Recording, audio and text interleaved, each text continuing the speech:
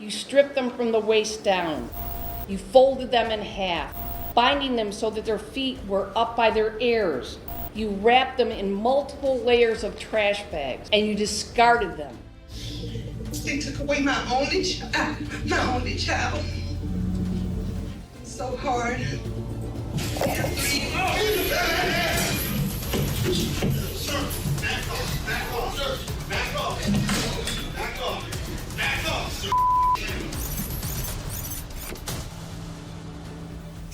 Beneath the quiet skies of Cleveland, Ohio, a smell began to rise that no one could quite ignore. It wasn't the smell of decay from the abandoned homes or the rusted factories that lined the city's forgotten corners. It was something heavier, darker, the scent of death. And behind it stood a man who wore a mask of calm, but whose mind had long since fractured into something far more sinister. Michael Madison had always seemed like one of those people who slipped between the cracks. Born in 1977, in a neighborhood that rarely gave second chances, his childhood was a cycle of chaos. His mother was an addict, violent and volatile. She let her boyfriends abuse him. The home that should have been his refuge became a place of daily fear. Neighbors remember hearing screams, but in places like that, people learned to mind their own business. Michael grew up not with love, but with anger. A quiet, simmering rage that would one day reveal itself in horrifying ways. By 2013, Madison lived in East Cleveland, a forgotten stretch of the city dotted with run-down apartments and alleys filled with trash bags. That's what made the first discovery so easily overlooked. A foul odor near a detached garage. Police were called in after complaints about the smell. They walked toward the stench, expecting to find an animal carcass. Instead, inside a black garbage bag, they found the decomposing remains of a woman. Her name was Angela Deskins. She was 38 years old. She had dreams. She had friends. But her story ended in silence, her body discarded like trash. As detectives searched nearby buildings, they found two more victims. One was 28-year-old Shatisha Sheely, and the other, 18-year-old Sherelda Terry, a teenager who was still figuring out her place in the world. All three women were black, and all were found wrapped in layers of garbage bags, hidden just blocks apart. The neighborhood went from quiet to terrified overnight. Police knocked on doors, interviewed residents, followed the trail of the smell. And that trail led directly to Michael Madison's apartment. When officers arrived, Madison refused to come out. There was a brief standoff at his mother's house, but eventually, he surrendered. He looked calm, almost emotionless. As detectives questioned him, they began to piece together a man who seemed detached from empathy. Someone who didn't see people as people anymore. In court, the evidence was overwhelming. DNA linked him to the victims, and his own chilling admissions sealed his fate. But what truly marked the case wasn't just the horror of his crimes. It was what happened during sentencing. As the judge prepared to deliver Madison's sentence, the families of the victims were given a chance to speak. Among them was Van Terry, the father of 18-year-old Sherelda. He walked to the podium, voice trembling with pain and fury, and turned to face the man who had taken his daughter's life. Madison smirked.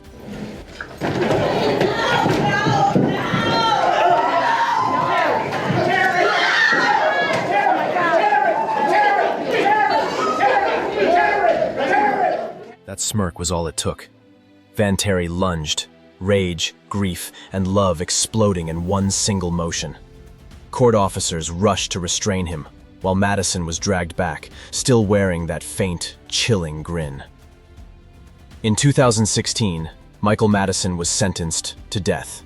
He showed no remorse, no tears, no acknowledgement of the lives he had destroyed. In his silence, he became another reminder of how evil can sometimes hide behind an ordinary face, and how grief can drive even the calmest hearts to break. But this wasn't the only courtroom where pain turned to chaos. In Detroit, Michigan, another case unfolded. One that revealed not only the cruelty of two people, but the unbearable pain of a father who had to watch justice play out in slow motion. Her name was Jamila, just 3 years old. A little girl full of life, laughter, and innocence. One day she was rushed to the hospital by her mother, Jasmine Gordon, and her mother's boyfriend, Clifford Thomas. They told doctors that Jamila had fallen and hit her head, that she stopped breathing. But as the doctors examined her small, broken body, they realized the truth. The injuries didn't match a simple fall. They told a story of repeated abuse. Jamila had been beaten, not once, but many times.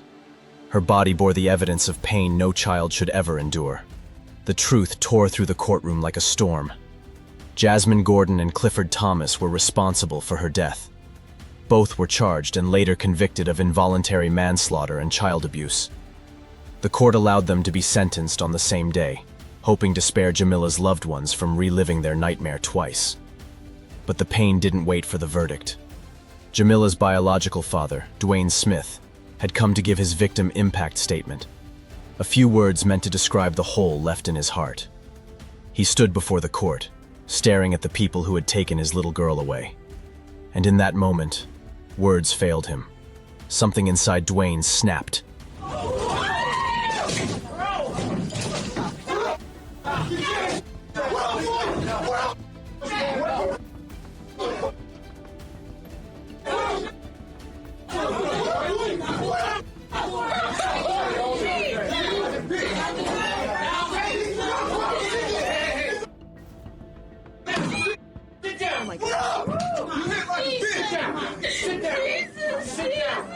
Before anyone could react, he lunged at Clifford Thomas, fists flying, grief spilling out in the only way his body could express it.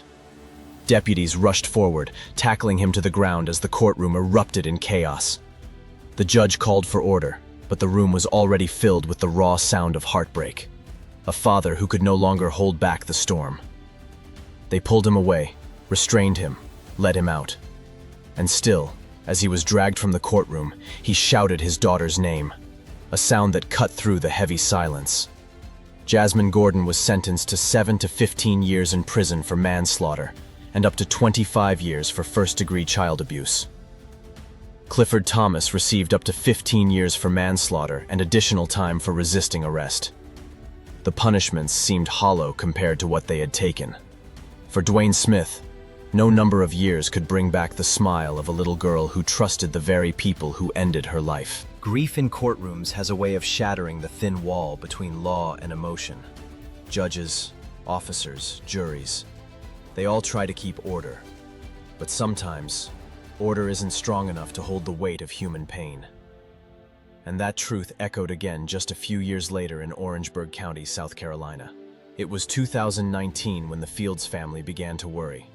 Their son, 18-year-old Willie Anton Fields, hadn't come home. For days, they searched, called, hoped. But hope can sometimes be cruel. When authorities found his body off a rural roadway, shot to death, everything froze. The accused was a teenager, 19-year-old Lindy Jones. He was charged with murder. Another young man, Jalen, was charged as an accessory. The courtroom was heavy when Jones faced the judge. In the front row sat Willie's family, broken, but holding on. When the victim's relatives were given the chance to speak, Willie's mother stood and talked about her son. They took away my only child. So hard. Sir, back off, sir. Back off, sir. Just what they took from me. They took away my only child.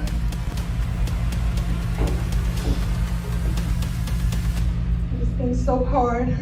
How he was her joy, her future, her reason to smile. They took away my own age, she said, her voice cracking through the silence. And then, something inside Willie's father, a man named Willie Clay Fields, changed. Years of grief, fury, and helplessness erupted in a single instant. He lunged at the young man who had killed his son, striking him in the back of the head before anyone could stop him. The courtroom exploded into chaos. officers diving forward, pulling the grieving father away as the judge shouted for order. Sir, back off, back off, sir, back off, back off, back off, sir.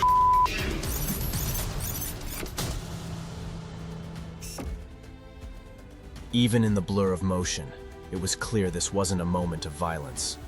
It was a moment of heartbreak. A father who had sat through weeks of pain, forced to look into the face of the boy who had murdered his child, finally snapped. Willie Clay was charged with assault and battery for his outburst.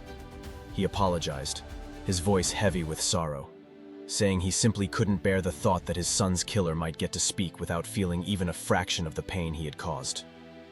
Lindy Jones was sentenced to 35 years in prison. He said he was sorry, but those words barely reached the people who mattered. For the Fields family, no sentence could heal the silence left in their home. No apology could replace the sound of their son's laughter that used to fill the evenings. In each of these courtrooms, from Cleveland to Detroit to South Carolina, justice tried to do its job. The judges read their sentences, the lawyers made their arguments, and the systems moved as they were designed to. But beneath the surface, something more powerful played out. The raw, human side of justice. Because justice isn't just about verdicts or laws or the ticking clock of prison years. It's about emotion, the kind that courts can't contain. It's the father who sees his daughter's killer smirk and forgets the rules. It's the man who lunges at the abuser of his child, because for one moment, his grief is stronger than reason. It's the parent who hears the word sorry and realizes it will never be enough. These stories remind us that behind every headline, every courtroom camera, and every sentence, there are families whose lives will never return to normal. And sometimes, the fight for justice doesn't happen in the legal motions or the closing arguments. It happens in the trembling voice of a parent, standing in front of the person who took everything from them. And in that moment, even when order breaks and chaos takes over, we see something brutally human, the kind of pain that no court can ever truly punish.